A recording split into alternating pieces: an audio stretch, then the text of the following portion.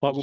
On aurait plein de sujets à dialoguer et à échanger, mais le temps nous conduit à ce que tu as évoqué c'est-à-dire Le compagnonnage le compagnonnage. avec Xavier Xavier Pouliquen, Pouliquen. qui va justement parler de ce sujet Tout le monde fondamental. connaît Xavier Pouliquen, si c'est pour ça.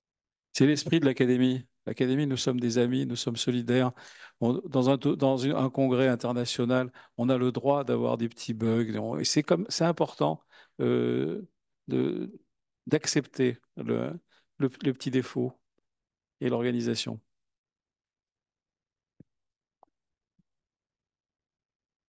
Oh, oh. Quand on a la chance d'avoir l'orateur, c'est mieux qu'il s'exprime lui-même.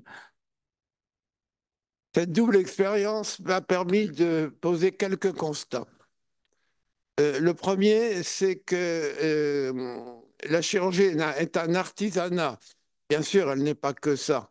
Mais c'est une évidence pour tout le monde, euh, en sachant que ce sont les internes, eux, qui savent les premiers et qui réalisent qu'ils n'ont que 5 ans d'internat pour en acquérir l'essentiel de façon encadrée avant de se retrouver seuls responsables dans l'exercice de leur métier.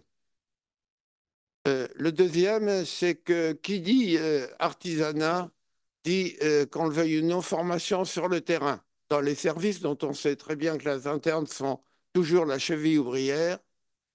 C'est un avantage que de travailler au cœur des réalités matérielles et humaines de son futur métier, au contact du patient, avant, pendant et après l'opération. L'inconvénient, c'est que ça limite les possibilités d'absence pour aller se former dans des formations extramuros qui sont elles aussi indispensables. L'essentiel, euh, qu'on le veuille ou non, finalement, eh bien, c'est qu'avec cette formation nécessairement sur place, eh bien, il faut l'accepter. Le deuxième constat, c'est que cet artisanat doit se faire sur le terrain. Pardon, excusez-moi. Cet artisanat, on n'a rien trouvé de mieux pour l'instant que le compagnonnage dans toutes les dimensions du métier, médical, scientifique, éthique, et pas seulement technique, car je trouve un peu frustrant d'avoir ces jours-ci à ne parler que de technique. Mais bon, c'est comme ça. Le compagnonnage a été prescrit par Hippocrate, il est prôné par le Conseil de l'Ordre, il est inscrit dans le Code de la santé publique et il est surtout plébiscité par les internes en chirurgie, euh, comme en témoignent les échos qu'on peut avoir dans les couloirs des services de chirurgie, mais surtout par déjà des enquêtes bien menées et probantes par les hôpitaux de Strasbourg en 2004 et par le Collège des jeunes orthopédistes à la Sofcote en 2017.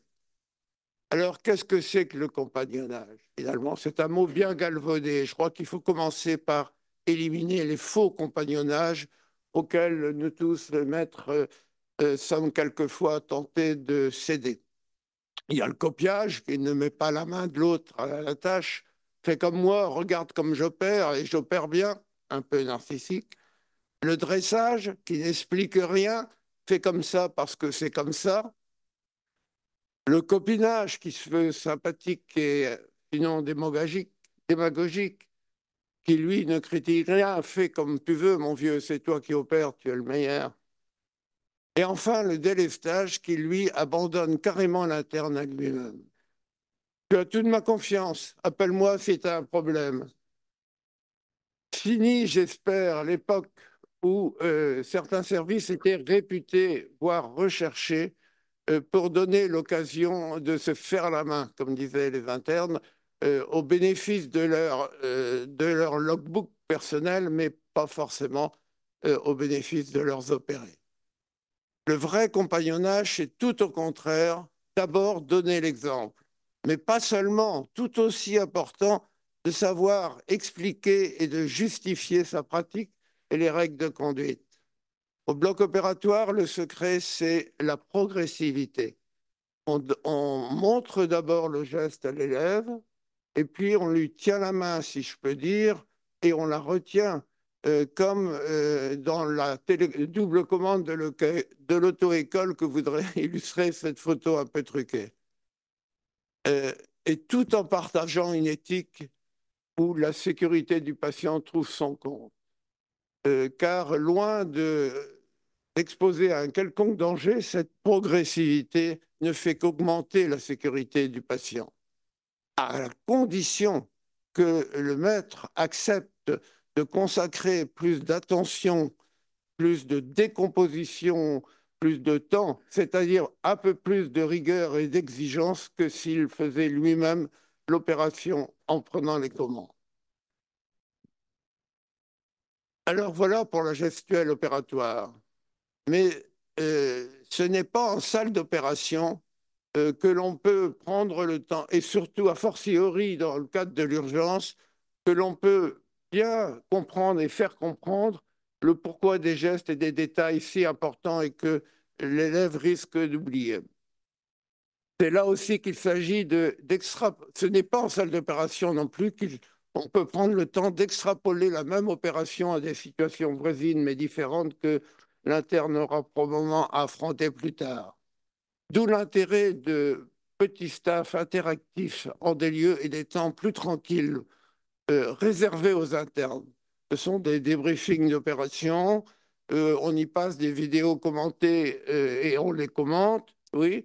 Et puis, on aborde techniquement des petits cours de technique de base, car ces bases sont rarement publiées sous le faux prétexte qu'elles sont supposées connues. Enfin, pour les plus jeunes, il y a la maîtrise des nœuds et des sutures en chirurgie conventionnelle ou laparoscopique. Et ces gestes de base, on ne doit pas s'entraîner sur le malade, mais les apprendre sous la forme d'ateliers et d'ateliers dirigés. Et plus encore, car il n'y a pas que la gestuelle opératoire qu'il s'agit d'apprendre par compagnonnage. Il y a aussi des tas de conduites à tenir péri- et périopératoires, comme des difficultés particulières d'exposition, de dissection, d'hémostase, ou des incidents comme la possibilité de blessures involontaires d'organes sains. Je ne parlerai pas des complications ici, mais aussi de l'éventualité d'un contexte septique grave ou d'urgence vitale qui doivent modifier le compagnonnage et l'enseignement qu'on en fait.